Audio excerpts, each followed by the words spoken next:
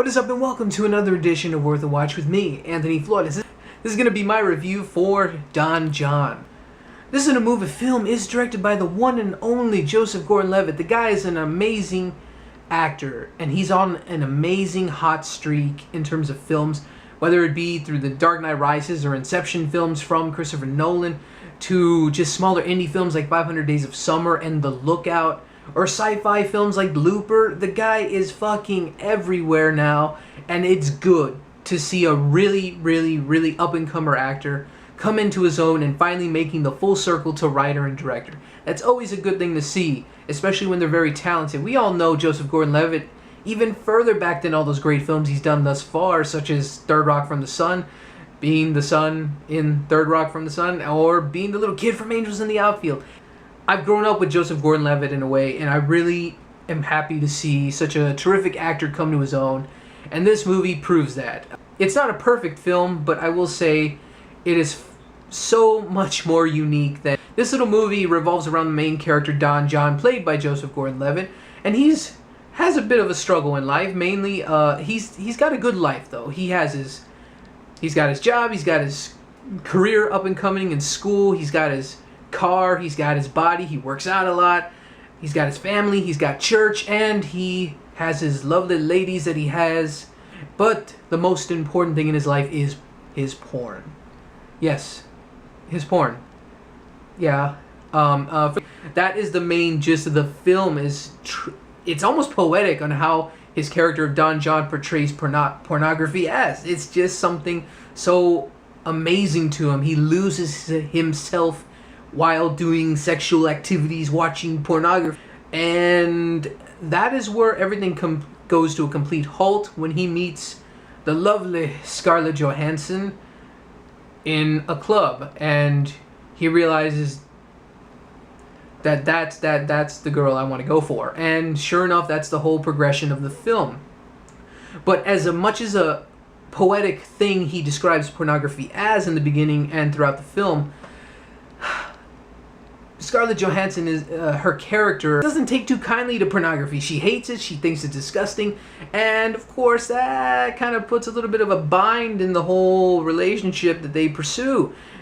But the other perspective from a female perspective, romantic comedies are like pornography. And hear me out, that sounds very odd, but the movie explains that so well, and I really don't want to give too much more into that other than pornography and romantic comedies, various chick flicks if you will, for women, both of them coexist because they are fantasies, and from then on becomes a very big argument in what understanding of all these things are, and just it really fleshes that idea out. And I think that's what makes this comedy so unique, and it's got some dramatic elements in there, and it just really works overall. The ending, in my opinion, was a little bit, it fizzled out just a little bit, but that is just the very thing it was trying to pull across, and it made you think. It really did, especially by the end of the film.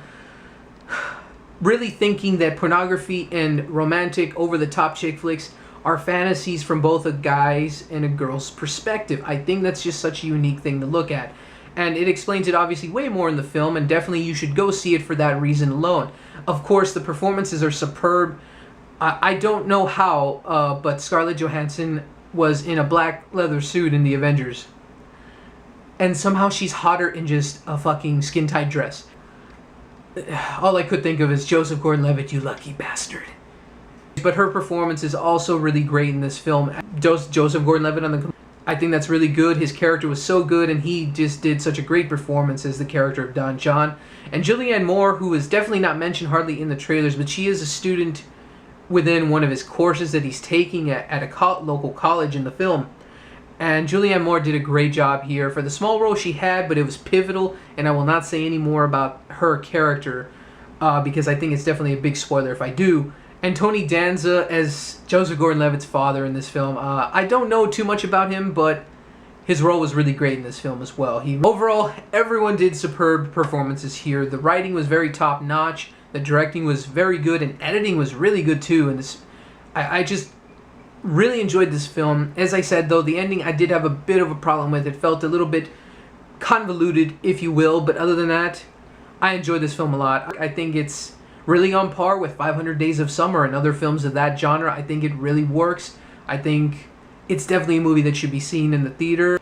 And I really enjoyed it. I laughed a good amount of the time, and I felt for the characters. For those of you who could be easily offended, the only warning I have is there is legit porn shown in here. Actual websites are shown. Just don't go like this next to your girlfriend or boyfriend, whatever you may do. Just don't say, "Oh yeah, I've used that website. Oh yeah, I've checked out that magazine." You just don't want to do that, because then it's going to be really awkward for you later. Especially if your significant other doesn't like you looking at porn for whatever reason. Anyways, that is my review of Don Jon. I hope you all enjoyed it. My final rating on this little movie, a solid 9 out of 10. And it's really funny and really endearing and brutally honest. And I really like that about this film. So that should do it. Feel free to comment below and like. And all that other good stuff in between. So until next time, I'm Anthony Flotis with Worth a Watch. And keep going to the movies.